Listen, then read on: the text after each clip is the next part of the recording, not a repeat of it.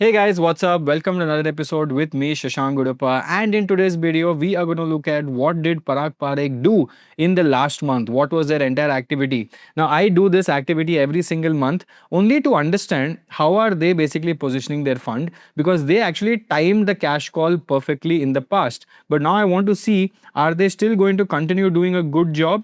And recently they have started accumulating and moving their cash portion to actual investments. Earlier they had a lot of cash portion, so now they are actually going into investments. So I want to slowly understand and learn what are they actually doing this month. So before wasting any more time, let's start getting into this as well.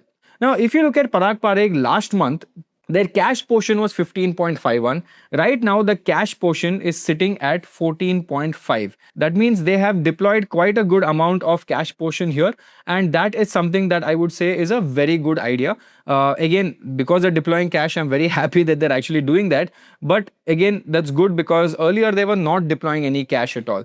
And what have they deployed the cash in? Let's understand that as well. So as you can see here, they have deployed almost a huge chunk of money in ITC. Okay, they've deployed a huge chunk of money in ITC and they've increased the position by almost 18%.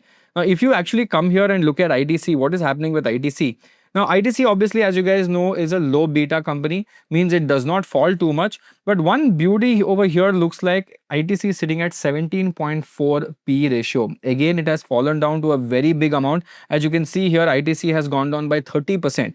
Now, there are multiple reasons why ITC is not doing well. Mainly, their cigarette business was affected because of all the GST issues. The FMCG business is not growing as fast as possible. The FMCG business also had a lot of margin pressure from the entire war. So, all of these things created an issue. And because of that, the dividend yield actually went up because ITC is still a cash flow machine. So, because their cost of acquisition went down, the dividend yield automatically became 4.98% as of now. So, if you look at PPFAS, they have come and started buying the dip because look, PPFAS doesn't play one cycle or two cycles, right? PPFAS usually when they invest, they usually play for a very long period of time.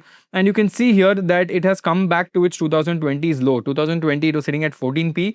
Now it's come to 17.5. So yes, ITC I would say is a very good value buy that they have done, which is again a good sign. They are still picking up gas companies. Mahanagar Gas, Indraprastha Gas is something that they have picked up. And if you remember last month when I did the video, they had started picking up IT companies. Okay, now IT companies again have reached a deep value position and they have picked the entire trifecta. So they are picking HCL. As you can see, it has come down to 18 PE over here HCL. Again, because of the cost of acquisition going down, the dividend yield has become 4.65 and this has also gone down 32%, right? So again, this is because multiple issues, as you can see here, how it's falling down, right? All the IT companies have taken a big bleed only because of your beloved AI.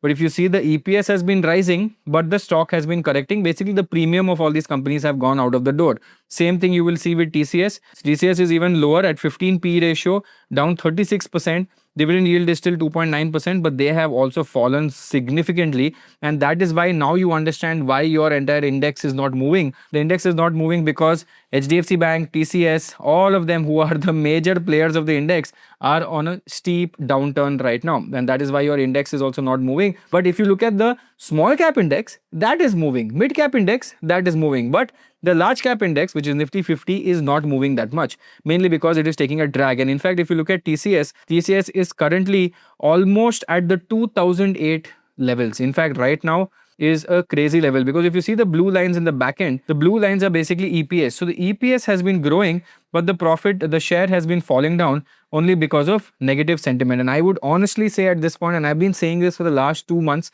that IT is currently a beautiful contra bet, right? Because look, these are big IT companies in India. They will figure it out. They are not dumb, right? So they will figure it out. They're growing. They're not degrowing. At least TCS is not degrowing. I don't know about the other companies. But they're not degrowing. They're growing extremely slow. Hence, the growth premium they're not getting. But today, with the cost of acquisition being so low and the price being so low, it is a massive steal deal, right? So that is why they have increased their stake, Infosys, TCS, HCL, and almost 9% of the entire fund is in IT. Now, I want to thank Emergent for sponsoring this video. This is because I basically made a micro app using Emergent, and that is used to segregate and analyze all the mutual fund data. But just a disclaimer, it does not give any investment advice.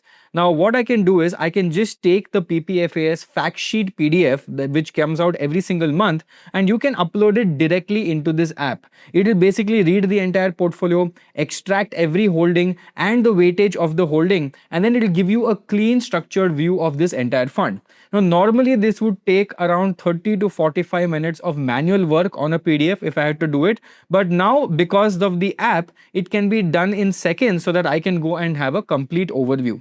Now, there is also a feature which takes in last 2 months of fact sheet, compares them, and then it will tell you exactly which stocks have been added, which stocks have been reduced, which stocks have been exited between 2 months time frame. Now, I'm not a developer, obviously, as you guys know, but I built this whole thing in just 10 minutes, and just by describing what I want in plain English on Emergent. Now, Emergent also has deployed multiple agents. One agent designed the interface, one picked up the backend to read the actual PDF, and one built the comparison logic, all while working in parallel, just like how I described of what I wanted. Now, I want you to go check out Emergent as well and build something for your own research workflow, and I will put the link for that in the description as well. Now, coming back to the video. Now, in the short term, Flexi Cap, Parag Parikh Flexi Cap might not show great returns because they're heavily buying the IT index right now, IT companies at a very low cost. But the day the reversal happens, they will again outperform all the peers because none of the peers are actually heavily investing in the IT segment, right? So right now they're 85% invested, they still have 15% cash left, which I feel slowly they will invest, right?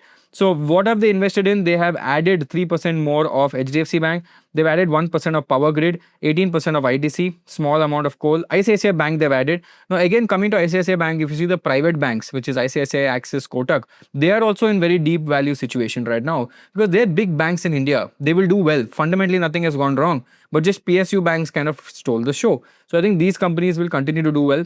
Alphabet, no changes. They've added a little bit of Bajaj holdings. I told you Kotak again. So Axis, Kotak, ICICI, all these mutual funds have started buying. Mahindra and Mahindra and Infosys, yes, these are the buys that they are.